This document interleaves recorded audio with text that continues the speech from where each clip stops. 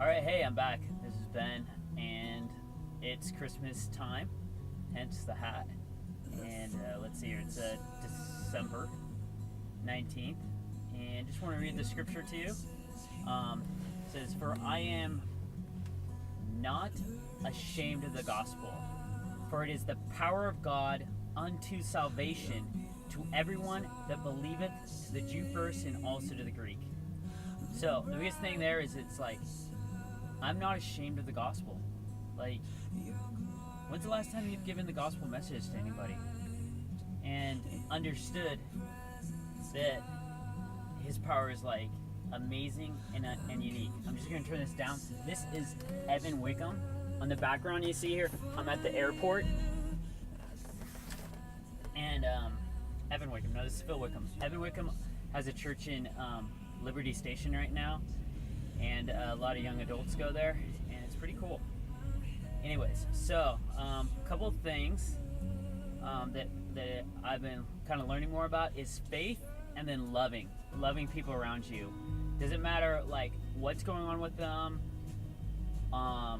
whether it's friendships, relationships, people in the church community, people in your work community, just like how you love them, how you to go intentionally and try to love them more. It's a learning process. We're not perfect at it. I'm definitely not perfect at it. And just understanding some things about that. And then the other aspect is having faith. Faith, just how to deal with like fear, which was a unique thing. And sometimes we're fearful of like telling people about the gospel message, but we really shouldn't. We just need to listen to them and just tell them some things about Jesus, maybe what they did in your life, what he's done, and what he is doing in their life, whether they know or not. A lot of times it's a reminder.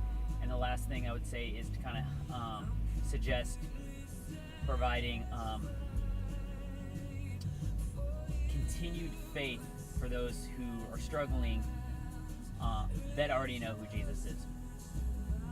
And lately on the Uber business, I'm going to switch it up.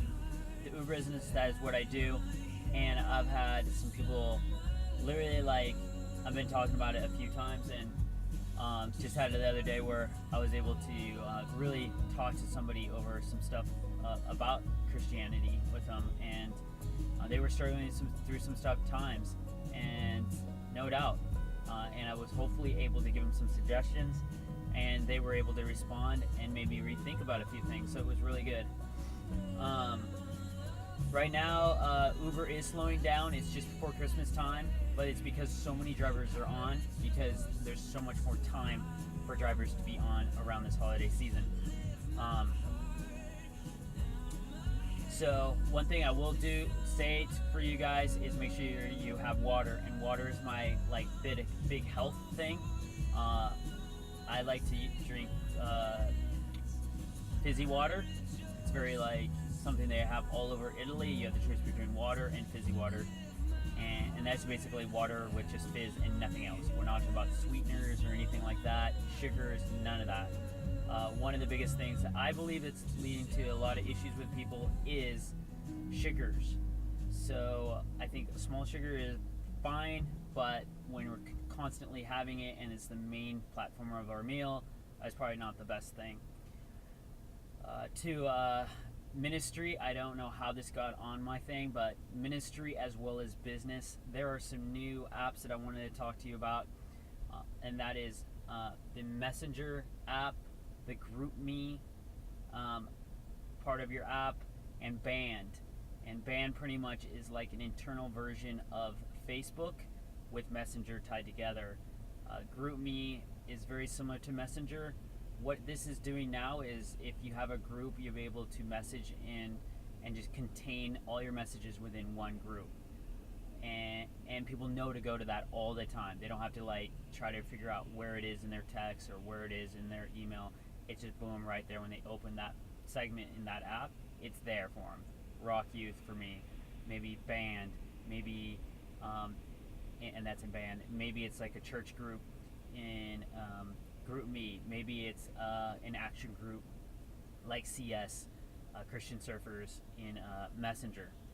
And it's just a good way to communicate, and eventually I think there's going to be a lot more things tied to that because people are going to be overwhelmed with just massiveness. They want a containment, kind of like a magazine like Sports Illustrated or like a gun magazine or something like that. So eventually it's going to get a little bit more and more tighter, and that'll be kind of cool. On the other thing of kind of squeezing down is Bitcoin. Bitcoin's now at 3,704, and it has been sliding. I thought it was going to go to 1,500, but it looks like it's stabilized. And this week it's gone up 9.24%. That's huge. You go find the stocks that are going up there right now with the Dow Jones Industrial Average sliding down 351 points as of today on the 19th, I think it is what we said. It's going to be hard to find. So while the stock market is sliding, Bitcoin's going up. So there is a little bit of difference going on, or there's some major players trying to buy in while the other market's down, so they can get little hooks into that side of the market. As everything, in my prediction, may be going up. I'm talking about even gold.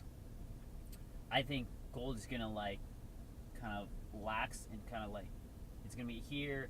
Then you got the stock market, and then you got Bitcoin, and Bitcoin's going to kind of follow, sliding just slowly behind the Dow Jones. Dow Jones Industrial Average is a summation of some major companies in America. You pick a letter like A, might mean Apple, things like that, and it just combines those major industries together and then accumulates a particular number. And then everybody kind of follows that as kind of like how the market's going. S&P is another one, and then each territory, depending if you're like in Japan, they probably have their own as well. So, yeah, I would not completely rely on gold, but it's a good segment to be in. My next segment will be getting into commodities, but I don't have enough time to tell you about all that stuff yet, because I don't know enough. I have been studying the penny stocks because this actual stock market has been sliding so much, and there's no reason to be completely in it beyond what I am. Maybe one day I'll reveal how my strategy is for the regular market, but not today. On the medical side, one thing that I read today in Mark was about how Jesus sent people out in twos, which is awesome. John MacArthur kind of broke this down a little bit more. Why those twos? And in this particular story, when Jesus sent out the 12, it was also on the medical side is to I believe it was to deal with I want to say healing and some things like that, but I better not misquote that. Anyways.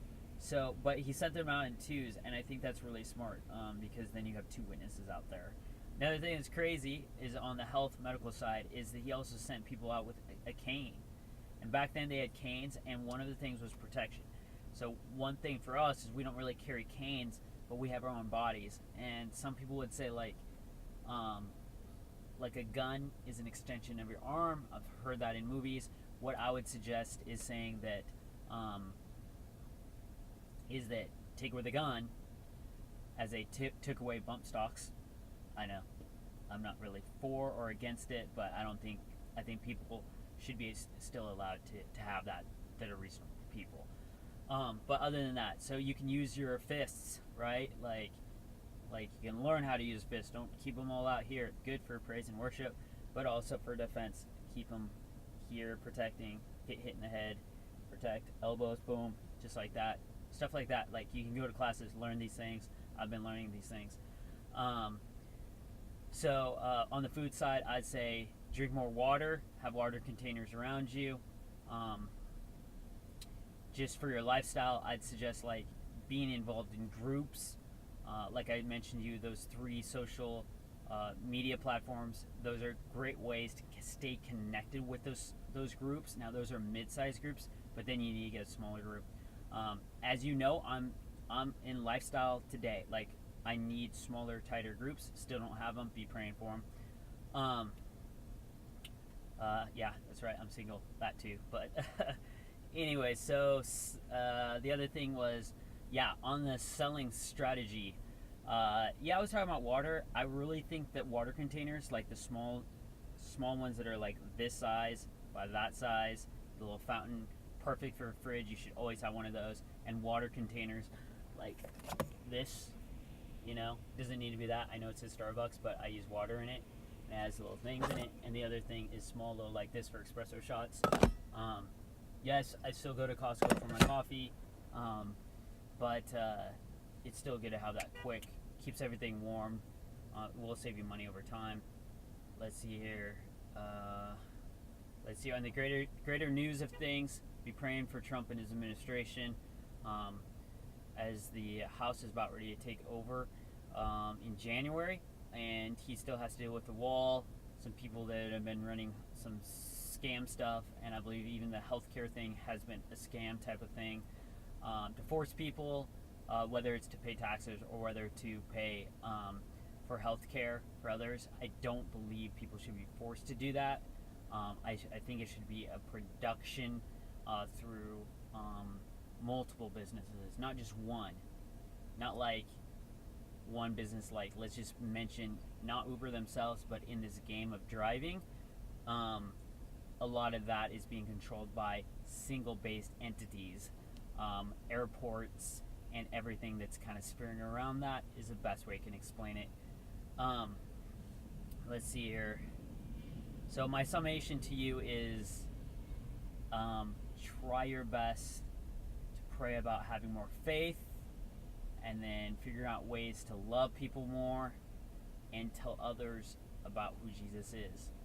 And as I hopefully can read the scripture again, it's not the version that I best approach. I like NASB. It says, "For I am not ashamed of the gospel, for it is the power of God unto salvation to everyone," not just one person. It doesn't matter what you are, believe you are, think you are, anything like that. It's for everyone that's of a human nature. So, for it is the power of God unto salvation for everyone that believeth. So one thing is believeth. So it's already there. Now you just have to believe.